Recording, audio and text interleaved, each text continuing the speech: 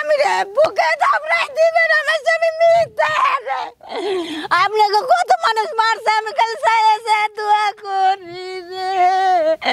আমার স্বামী কত অসুখ হয়েছে রে, চাচা পুরা মান তুই রে এদিন হইব রে।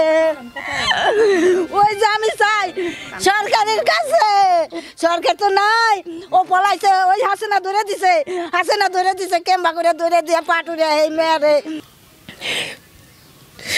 আমার বাবা সম্পূর্ণ নির্দোষ এবং কি খাতা কলমে যেসব কিছু লেখা হয়েছে যে আমার বাবা পলাতক ছিল, আসলে আমার বাবা পলাতক ছিল না।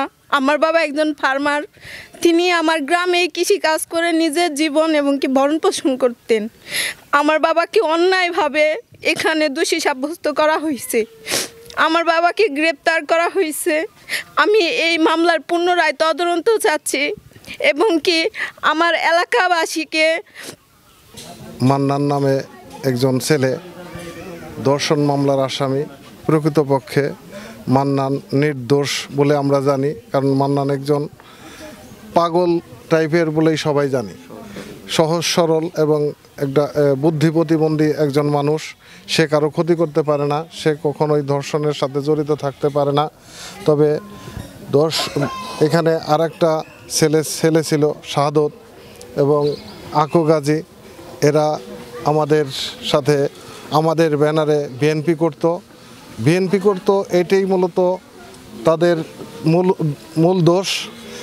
এখানে রাজনৈতিক হয়রানিমূলক মামলা করা হয়েছে। সুলতান চেয়ারম্যান আমাদের প্রতিপক্ষ ছিল, তিনি আওয়ামী লীগ করতো। আমাদের ব্যানারে এই যে আরোয়া গ্রাম, ঘোনাপাড়া গ্রামের অর্ধেক, আরোয়া গ্রাম, চৌকুদ্দা গ্রাম, এখান দিয়া আমাদের ব্যানারে যারা কাজ করতো বেশিরভাগ এখানে আওয়ামী লীগ খুঁজে পাওয়া যায় নাই। এই একটা আক্রোশের কারণে বিএনপি করতো বিধায় এই সুলতান চেয়ারম্যান এদেরকে বিভিন্ন মামলায় বিভিন্ন জনকে এইভাবে হয়রানি করেছে। তার মধ্যে এই যে আমাদের শাহাদত, আকু গাজী এবং আমাদের বুদ্ধি প্রতিবন্ধী মান্নান এইভাবে জড়িত হয়ে পড়েছে। এই ছেলেরা আসলে এই ঘটনার সাথে জড়িত না, এরা এলাকার সহজ সরল মানুষ।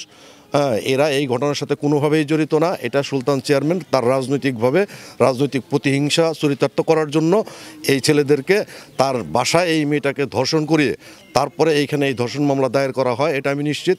কারণ এই মহিলাটা যখন গোসল করে আসে তার শরীরে কিভাবে ধর্ষণের আলামত থাকতে পারে। তো এখানে যেহেতু মেডিকেল রিপোর্টে এই মহিলার শরীরে ধর্ষণের আলামত এখানে পাওয়া গেছে, সেক্ষেত্রে এই মহিলাটা এই ঘটনার দিন রাতে ধর্ষিত হয় নাই, ধর্ষিত হয়েছে তার 2 দিন পরে। তো এইখানে আমার কাছে কথা হলো যে এই ছেলেরা নির্দোষ। আমি এই মিডিয়ার মাধ্যমে আমি বর্তমানে আইন উপদেষ্টা যিনি আছেন, প্রধান উপদেষ্টা যিনি আছেন, আমি অনুরোধ জানাবো যাতে এই নিরীহ গরিব মানুষগুলোকে এই মামলা থেকে অব্যাহতি দেওয়া হয়, এমনকি তাদের এই মামলার আসল ঘটনা উদ্ঘাটন করার জন্য যথাযথ তদন্তপূর্বক এই মামলা